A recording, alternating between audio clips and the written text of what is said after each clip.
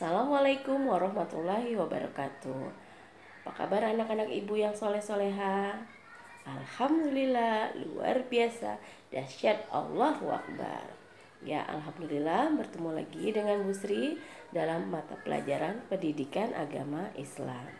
Oke, kali ini kita akan belajar fikih ya.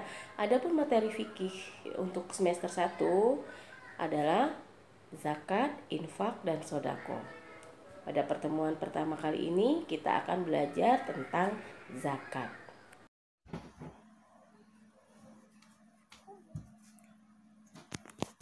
Macam-macam zakat. Zakat terbagi menjadi dua. Pertama, zakat mal atau zakat harta. Yang kedua, zakat fitrah atau zakat jiwa. Pembahasan kita kali ini tentang zakat fitrah.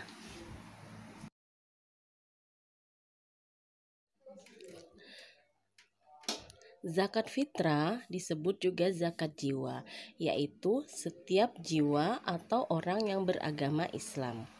Zakat fitrah merupakan salah satu bagian dari zakat, di mana kewajibannya dibebankan kepada semua orang yang beragama Islam, baik yang baru lahir sampai yang sedang sakaratul maut atau yang hampir meninggal. Hukum zakat fitrah. Mengeluarkan zakat fitrah hukumnya wajib bagi setiap orang Islam, baik laki-laki maupun perempuan, merdeka ataupun hamba sahaya.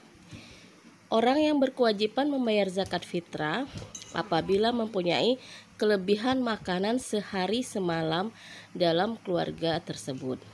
Ya, jadi hukum zakat fitrah itu wajib atau fardu ain. Ya, dasar hukum zakat ya, zakat tadi wajib ya atau fardu ain. Zakat termasuk ke dalam rukun Islam, artinya harus dikerjakan atau dilaksanakan. Banyak ayat-ayat dalam Al-Qur'an yang berhubungan dengan perintah zakat. Ya, dalam Al-Qur'an biasanya perintah zakat disandingkan dengan perintah sholat. Artinya ketika seorang hamba melaksanakan sholat, ya berarti dia sedang melaksanakan kewajiban terhadap Allah atau Robnya. Ya, jadi kita sebagai manusia tidak hanya punya kewajiban kita sebagai kepada Allah, tetapi juga kepada sesama manusia, berbuat baik kepada sesama manusia. Contohnya dengan melaksanakan zakat. Waktu membayar zakat.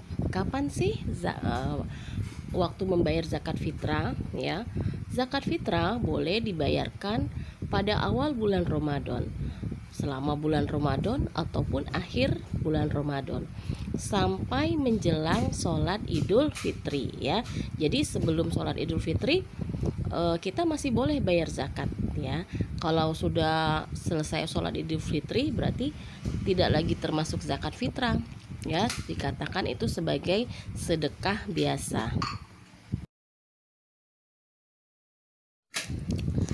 Adapun benda yang biasa digunakan untuk membayar zakat fitrah adalah makanan pokok.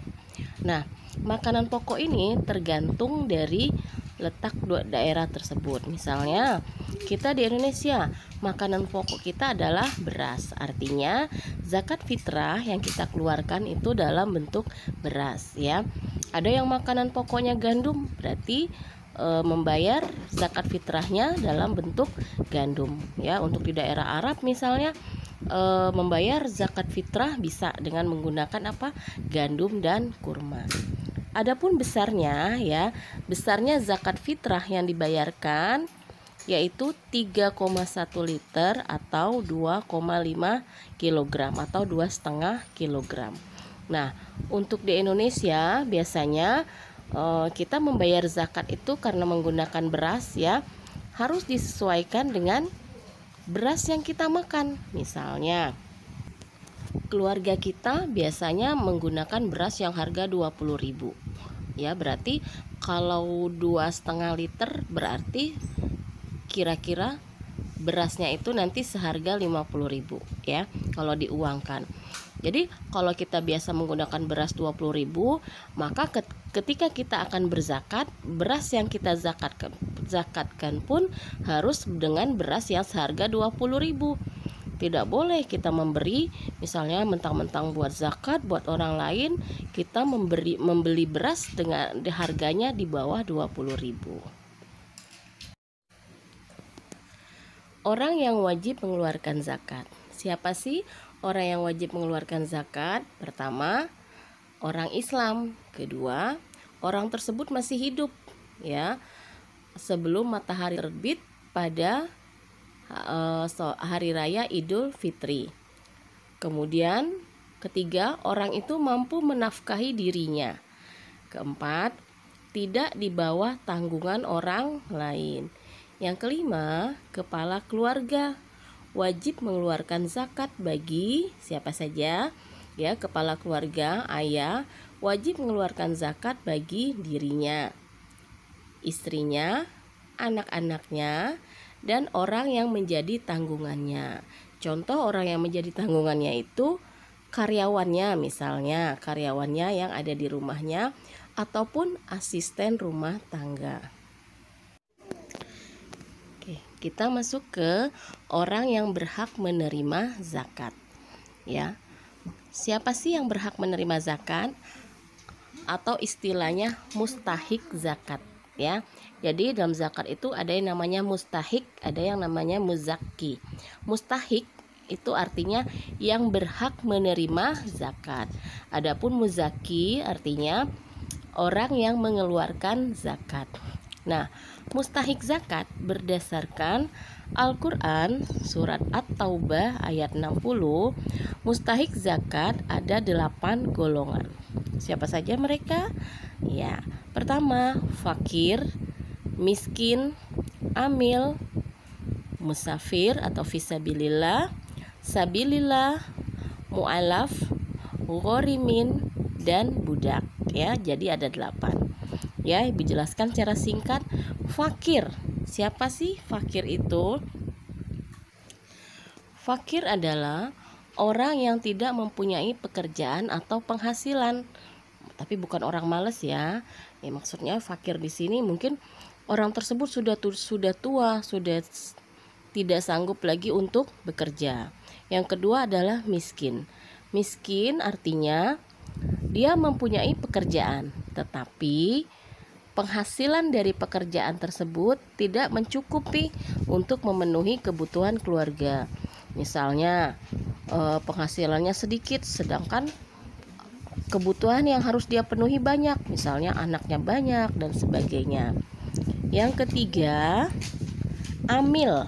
Amil itu adalah badan yang mengurus atau yang mengelola zakat ya. Jadi suka kita lihat di masjid ya, amil zakat. Jadi mereka menerima zakat dari para muzaki dan menyalurkan kepada para mustahik zakat. Nah, amil zakat ini atau orang yang mengurusi zakat ini, mereka juga berhak untuk mendapatkan zakat fitrah. Yang berikutnya adalah musafir atau fisabilillah, dengan tujuan tidak sedang bermaksiat kepada Allah atau tidak jalan-jalan. Contohnya musafir atau fisabilillah ini seorang pelajar ya, yang pelajar di pondok atau di mahasiswa yang sedang kehabisan bekal ya. Kemudian sabilillah yaitu orang yang sedang berjuang di jalan Allah. Contohnya para dai atau guru atau pendakwa yang mereka harus berceramah di pelosok-pelosok terpencil ya. Jadi mereka juga membutuhkan biaya. Kemudian mu'alaf orang yang baru masuk Islam, yang keislaman mereka itu masih lemah. Kemudian ghorimin. Nah, apa sih ghorimin? Ghorimin ini orang yang berhutang dan tidak mampu membayarnya. Jadi mereka itu mempunyai hutang karena keperluan yang sangat terdesak, bukan berhutang pengen jalan-jalan, pengen beli mobil, kemudian tidak mampu membayarnya. Tidak seperti itu ya. Misalnya mereka terpaksa berhutang untuk biaya berobat anaknya atau ketika mereka terkena musibah. Kemudian berikutnya budak atau hamba sahaya yang dijanjikan oleh tuannya untuk dibebaskan. Nah, kalau tadi orang yang berhak menerima zakat, sekarang orang yang tidak berhak menerima zakat. Siapa saja? Yang pertama adalah keluarga Rasulullah Shallallahu Alaihi Wasallam atau Bani Hashim. Yang kedua, orang kaya, ya, orang kaya atau orang yang berkecukupan, ya, belum kaya walaupun belum kaya, tapi mereka berkecukupan. Nah, mereka tidak berhak menerima zakat. Yang berikutnya adalah orang kafir. Ya, orang kafir tidak berhak menerima zakat dari kaum muslimin. Yang keempat, setiap orang yang wajib dinafkahi oleh muzaki. Maksudnya, misalnya yang wajib membayar zakat tadi adalah kepala keluarga atau ayah, ya. Nah, si ayah ini nggak boleh memberikan zakat itu buat istrinya, buat anaknya, ya, tidak boleh. Ya, makanya disebut yang wajib dinafkahi oleh muzaki. Yang berikutnya adalah budak. Nah, mereka ini tidak berhak untuk menerima zakat.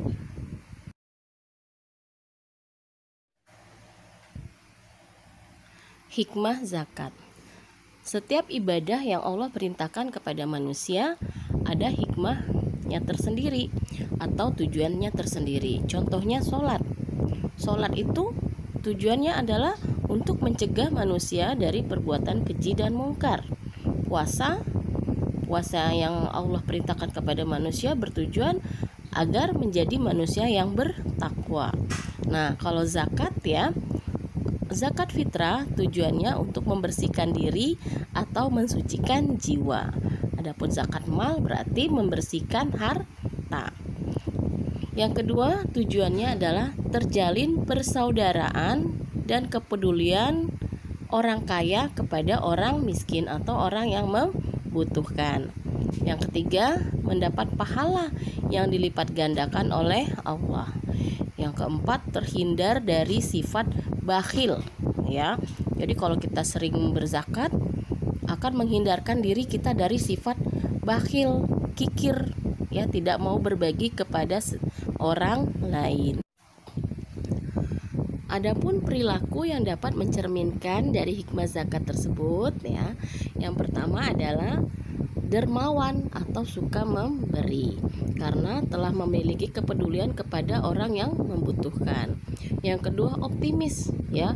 Jadi ketika kita berzakat, kita yakin kepada Allah akan memberikan lebih dari yang kita berikan, ya. Jadi Allah akan membalas apa yang kita zakatkan lebih daripada yang kita berikan kepada orang lain. Yang ketiga, bersyukur, ya. Kita bersyukur karena kita memiliki kelebihan harta sehingga kita bisa memberi kepada orang lain. Yang keempat, bahagia karena telah melaksanakan perintah Allah. Yang kelima, tidak berlaku sombong, ya. Jadi ketika kita berzakat itu bukan berarti kita itu lebih kaya, lebih mampu dari orang lain, tapi karena kita sadar bahwa harta yang kita miliki itu adalah amanah atau titipan Allah yang harus kita gunakan sesuai dengan yang diperintahkan oleh Allah, yaitu untuk membantu sesama manusia. Ya, alhamdulillah materi zakat fitrah sudah selesai, ya. Untuk anak-anak ibu yang soleh-soleha, nanti bisa ditonton ulang videonya atau yang tadi sudah mencatat, ya, boleh dilengkapi lagi catatannya. Nah, ada tugas nih buat kalian, ya. Tugasnya adalah menjawab pertanyaan berikut ini, ya. Hanya menulis jawabannya saja di buku tulis. Boleh dikirimkan di Google Classroom dengan catatan jangan lupa menuliskan namanya, ya. Atau kirim via WA juga boleh. Ya, sekian dari Bu Sri. Assalamualaikum warahmatullahi wabarakatuh.